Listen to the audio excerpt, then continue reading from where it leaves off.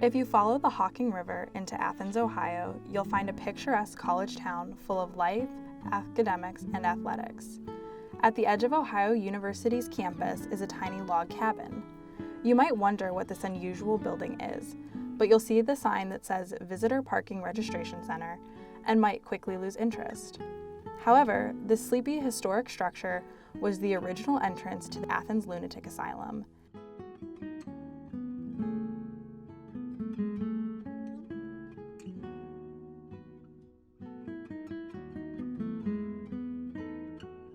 In 1867, the Ohio legislature authorized construction of a large mental health institution in this area.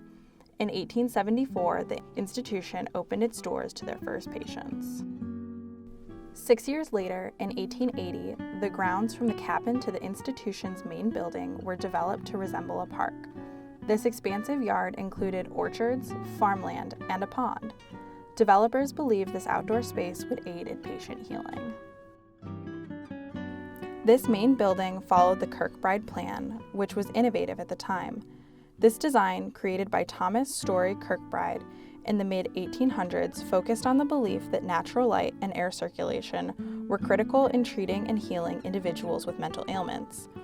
The large space nestled between the two front towers served as an administrative office building and is where the institution's superintendent lived with his family. Today, it is home to the Kennedy Museum of Art.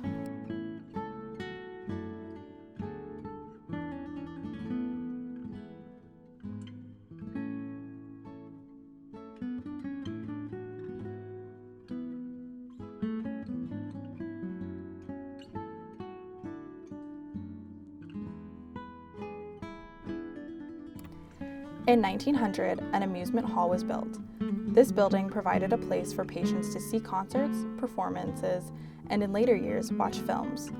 It has been renovated and is currently used for Ohio University's College of Fine Arts and is a place for concerts, recitals, and lectures.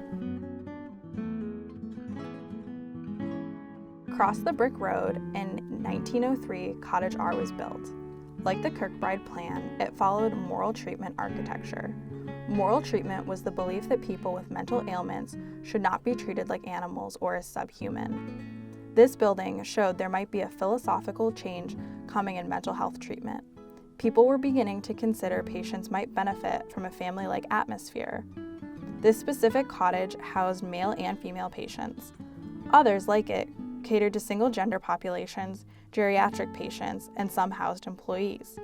Today, the building contains the Institute for Local Government Administration and Rural Development, and the Voinovich School of Leadership and Public Affairs.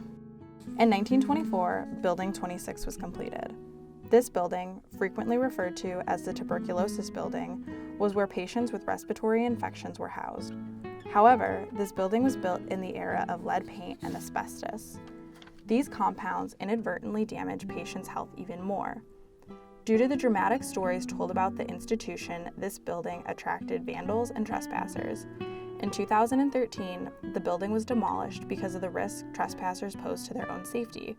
When the building was quietly removed, many Athens residents felt like Ohio University destroyed some of Athens' history. In 1935, Building 20 was completed. It was called the Receiving Area. This simple name does not express the unsettling and controversial medical procedures that occurred within these walls. The infamous Dr. Freeman performed lobotomies in this facility until 1954. In 2019, the building was torn down to make way for a new parking lot. In 1954, 1,749 patients inhabited the institution. This was the most patients it would ever have. During this time, it was also Athens' largest employer.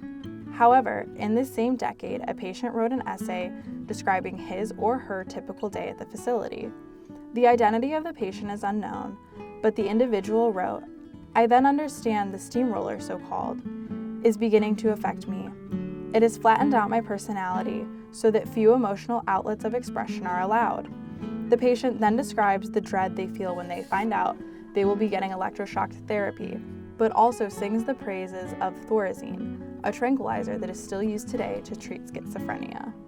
As the institution's patient population was declining throughout the 1960s, the Hocking River was rerouted as a result of constant flooding. The river used to flow through Ohio University's campus where West Green currently is. This decision removed the pond and took away some of the agricultural spaces. By the 1970s, public opinion of people with mental ailments changed. The general population began demanding patients be treated with integrity and respect. This resulted in legislation being passed that banned the practice of using patients to grow food and livestock without pay. The institution could not afford that, so there was a decline in patient activity, and this had a negative impact on many of their health. In the 1980s, large mental institutions were losing popularity and were closing across the country. Less than 300 patients were at the institution, and the number kept dwindling. In 1988, the Ohio Department of Mental Health deeded the facilities and grounds, excluding the cemeteries, to Ohio University. In 1993, the last patients were transferred to other facilities, and the institution officially closed. Ohio University renamed this land the Ridges. In the 1990s and the early 2000s, some facilities were renovated and repurposed for the university. One of the most notable improvements was in 2001, when the main hall was renovated and renamed Lynn Hall. Home to the Kennedy Museum of Art, it provides space for local, national, and international art exhibits. Many of the buildings did not get this same treatment. A number remained empty and fell into disrepair. The eerie abandoned buildings, coupled with spooky stories based on legitimate history and folklore, created the perfect place for curious explorers. Students and local residents would sneak into the hazardous buildings in hopes of having a supernatural experience or a wild story to tell. This caused damage to the buildings, and many locals found this trespassing to be disrespectful because people were seeking entertainment at the expense of the patients' experiences. To remedy this, advocates began to think of ways they could repurpose this space for modern use while honoring its history. In 2015, the Ridges Framework Plan was completed and adopted. It aims to renovate and repurpose many of these historical structures in a way that enriches southeastern Ohio. Construction on this phase of the plan started in March of 2019 and will conclude in 2020.